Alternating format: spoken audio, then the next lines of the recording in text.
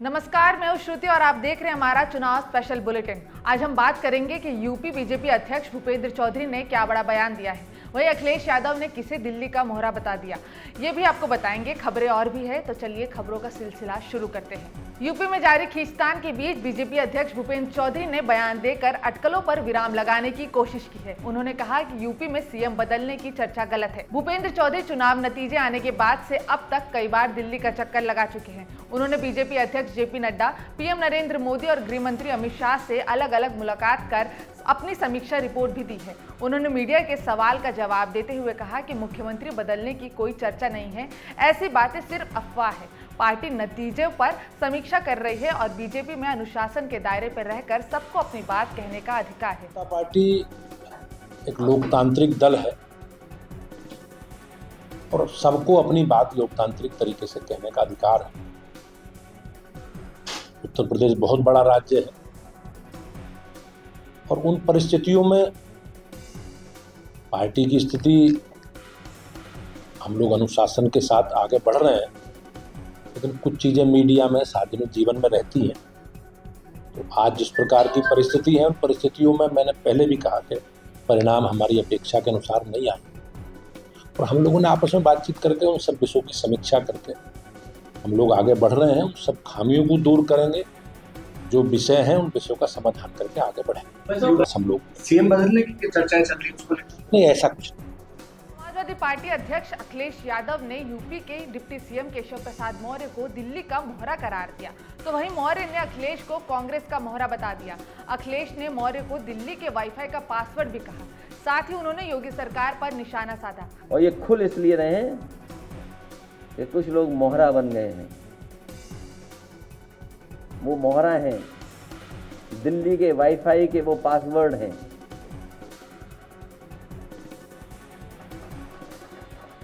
ये नई तरह की टेक्नोलॉजी, तो टेक्नोलॉजी के हिसाब से बोलना पड़ रहा है। आप समझ गए हो कौन मोहरा है? सुनने में आया कि मौर्य जी मोहरा हैं, दिल्ली के वाईफाई के पासवर्ड हैं। अगर दिल्ली वाले किसी से मिलते हैं तो लखनऊ वाले भी मिल रहे हैं किसी से। तो बताओ सरकार चलेगी ऐसे? क्या सरकार चलेगी बताओ? और जिन्होंने बिगाड़ा है सब कुछ, क्या वो लोग ठीक करेंगे? उत्तर प्रदेश में तनातनी के बीच सीएम योगी आदित्यनाथ आज से दिल्ली के दौरे पर हैं। सीएम योगी 27 जुलाई को होने वाले नीति आयोग की बैठक में शामिल होंगे। इस बीच वो पीएम मोदी, गृह मंत्री अमित शाह से भी मुलाकात करेंगे। दिल्ली आने से पहले सीएम योगी ने यूपी में कई बैठकें की। माना जा रहा है कि सीएम योगी प्रधानमंत्री से मिलकर यूपी को राजनीतिक हालत का मंथन करेंगे। दरअसल सीएम योगी लोकसभा चुनाव में हार के बाद लगातार समीक्षा बैठक कर रहे हैं, लेकिन दोनों डिप्टी सीएम एक भी बैठक में शामिल नहीं हुए थे। झारखंड सीएम हेमंत सोरेन भी अब नीति आयोग की बैठक में शामिल होंगे। पश्चिम बंगाल की मुख्यमंत्री ममता बनर्जी भी आज से दिल्ली दौरे पर हैं। ममता के नीति आयोग की बैठक में शामिल होने की उम्मीद है। हालांकि इंडिया गठबंधन के घटक दलों ने इस बैठक का बहिष्कार किया है। इनमें तेलंगाना के मुख्यमंत्री रेवंत रेड्डी, पंजाब के सीएम भगवंत मान, कर्नाटक के मुख्यमंत्री सिद्धारमैया समेत कई और नेता शामिल हैं। कावड़ रूट नेम प्लेट मामले में शुक्रवार को सुप्रीम कोर्ट में फिर सुनवाई हुई, जिसके बाद कोर्ट ने अपने आदेश को बरकरार रखा। नेम प्लेट लगाने को जरूरी किए जाने पर रोक जारी रहेगी। इस मामले की अगली सुनवाई 29 जुलाई यानी सोमवार को होगी। दरअसल यूपी और उत्तराखंड सरकार ने कावड़ यात्रा रूट पर लगने वाली दुकानों पर नेम प्लेट लगाने का आदेश जारी किया था, जिसके बाद राजनीति तेज हो गई। यूपी उपचुनाव से पहले विपक्ष ने इसे मुद्दा भी बनाया। संसद मानसून सत्र के 5वें दिन कारगिल विजय दिवस के मौके पर लोकसभा और राज्यसभा में वीर जवानों को याद किया गया। दोनों ही सदनों में शहीद सैनिकों की वीरता को याद किया गया, साथ ही श्रद्धांजलि भी दी गई और 2 मिनट का मौन भी रखा गया। इसके बाद कार्यवाही शुरू की गई। संसद में आम बजट पर चर्चा भी हो रही थी। वहीं राज्यसभा में विपक्षी सांसद ने बीजेपी सांसद इरन्ना कड़ाड़ी को बोलने की अनुमति दिए जाने पर विरोध जताया। इरन्ना कड़ाड़ी ने संसद में मूड़ा जमीन घोटाले पर बोल रहे थे। इसके बाद पहले कर्नाटक बीजेपी सांसदों ने संसद में मूड़ा घोटाले के खिलाफ विरोध प्रदर्शन भी किया। 25वें कारगिल विजय दिवस श्रद्धांजलि समारोह के मौके पर प्रधानमंत्री नरेंद्र मोदी ने देश को संबोधित किया। इस दौरान उन्होंने फिर एक बार अग्निपथ योजना को लेकर विपक्ष को घेरा। मोदी ने कहा कि वो उनकी सोच से हैरान है, जिस पर कांग्रेस ने भी पलटवार करते हुए कहा कि पीएम मोदी अपनी गलती नहीं मानते। दरअसल लोकसभा चुनाव में अग्निवीर योजना को लेकर विपक्ष बीजेपी पर लगातार हमलावर है और माना जा रहा है कि कहीं न कहीं इस योजना का खामियाजा बीजेपी को भुगतना पड़ा। सच्चाई ये है कि अग्निपथ योजना से देश की ताकत बढ़ेगी और देश का सामर्थ्यवान युवा भी मातृभूमि की सेवा के लिए आगे आएगा। प्राइवेट सेक्टर और पैरामिलिट्री फोर्सेस में भी अग्निवीरों को प्राथमिकता देने की घोषणाएं की। मैं तो हैरान हूं, कुछ लोगों की समझ को क्या हुआ है, उनकी सोच को क्या हो चुका है, ऐसा भ्रम फैला रहे हैं। प्रधानमंत्री जी आदतन जो गलत कर जाते हैं उसे गलत ही मानने को तैयार नहीं होते। 6 महीने की ट्रेनिंग के बाद आप क्या उनको पाकिस्तान और चीन की सेना के सामने करेंगे? जो सेना है आपके सामने, जिसे आज आप संबोधित कर रहे थे, ये विश्व विजयी सेना है, भारत की बहादुर सेना है। मैं उनकी शहादत को कारगिल पे प्रणाम करता हूँ, सलाम करता हूँ और इसे यह तो समाप्त कर दें मोदी जी, या जब हमारी सरकार आएगी हम समाप्त। अमित शाह मानहानि मामले में आज कांग्रेस सांसद राहुल गांधी की सुल्तानपुर के एमपी एमएलए कोर्ट में पेशी हुई। इस दौरान राहुल गांधी ने अपने ऊपर लगाए गए सभी आरोपों को खारिज किया। उन्होंने कहा कि उनकी छवि खराब करने की कोशिश की जा रही है। कोर्ट ने राहुल गांधी के बयानों को दर्ज कर लिया। राहुल गांधी के कोर्ट पहुंचते ही बाहर उनके समर्थकों की भीड़ उमड़ पड़ी, जिसे कंट्रोल करने के लिए पुलिस को भी बीच में आना पड़ा। अब इस मामले की सुनवाई 12 अगस्त को स्पेशल मजिस्ट्रेट शुभम वर्मा के न्यायालय में होगा। दरअसल राहुल गांधी पर अमित शाह के खिलाफ अभद्र टिप्पणी मामले में मुकदमा चल रहा था। बीजेपी नेता विजय मिश्र ने राहुल गांधी के खिलाफ 5 साल पहले याचिका दायर की थी।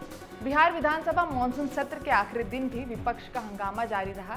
विधायकों ने नीतीश सरकार के खिलाफ प्रदर्शन किया। सदन शुरू होने से पहले भी विपक्ष ने विधानसभा के बाहर पोस्टर बैनर के साथ प्रदर्शन किया और बिहार के लिए विशेष दर्जे की मांग उठाई। बिहार विधानसभा की कार्यवाही शुरू होते ही प्रश्न उत्तर काल के दौरान विपक्ष के नेताओं ने इसी मसले पर जोरदार प्रदर्शन किया। विपक्ष के कई सदस्य आसन के पास आ गए और पोस्टर लेकर विशेष दर्जे की मांग पर आवाज उठाने की कोशिश की। विपक्ष के नेताओं ने इस दौरान टेबल भी पलटने की कोशिश की। विपक्षी सदस्यों की इस हरकत पर विधानसभा अध्यक्ष नंद किशोर यादव काफी आग बबूला हो गए और उन्होंने चेतावनी वाली अंदाज में विपक्ष के नेताओं को भी धमकाया। बीजेपी ने संगठन में बड़ा बदलाव किया है। पार्टी ने राजस्थान और बिहार के नए प्रदेश अध्यक्ष का ऐलान किया। राजस्थान में बीजेपी ने मदन राठौड़ को प्रदेश अध्यक्ष बनाया। मदन राठौड़ बड़ा ओबीसी चेहरा माने जाते हैं और फिलहाल वो राज्यसभा के सांसद हैं। 2 बार राजस्थान के विधायक भी रह चुके हैं। वहीं बिहार में सम्राट चौधरी की जगह दिलीप जायसवाल को प्रदेश अध्यक्ष नियुक्त किया गया है। जायसवाल फिलहाल बिहार सरकार में मंत्री हैं। वो 2009 से लगातार बिहार विधान परिषद में सदस्य हैं और ये उनका तीसरा कार्यकाल भी है। वैश्य समाज से आने वाले दिलीप जायसवाल की सीमांचल में अच्छी खासी पकड़ मानी जाती है। वहीं बीजेपी ने 6 राज्यों में प्रभारी भी नियुक्त किया है।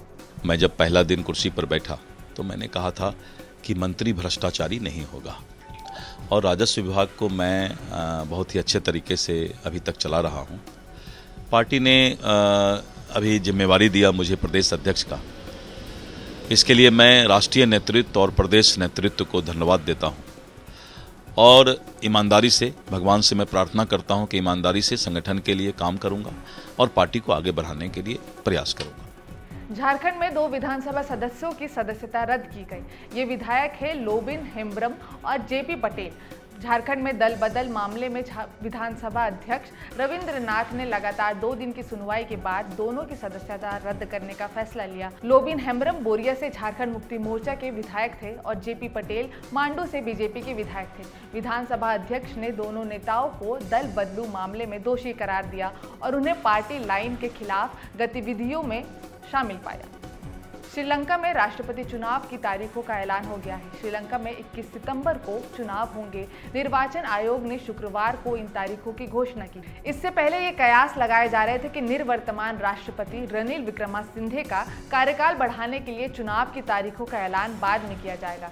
गंभीर आर्थिक संकट से जूझ रहे श्रीलंका में 2022 की शुरुआत में लाखों लोग तत्कालीन राष्ट्रपति राजपक्षे के इस्तीफे की मांग को लेकर सड़क पर उतर आए थे। राजपक्षे को 9 जुलाई 2022 को देश छोड़कर जाना पड़ा था, जिसके बाद संसद ने तत्कालीन प्रधानमंत्री विक्रमसिंघे को उनका उत्तराधिकारी चुना था। चुनावी खबरों के इस खास बुलेटिन में फिलहाल इतना ही। चुनाव से जुड़े तमाम जानकारियों और हर दिलचस्प अपडेट लेने के लिए हमारे चैनल को सब्सक्राइब करें। साथ ही मुझे दीजिए इजाजत। नमस्कार।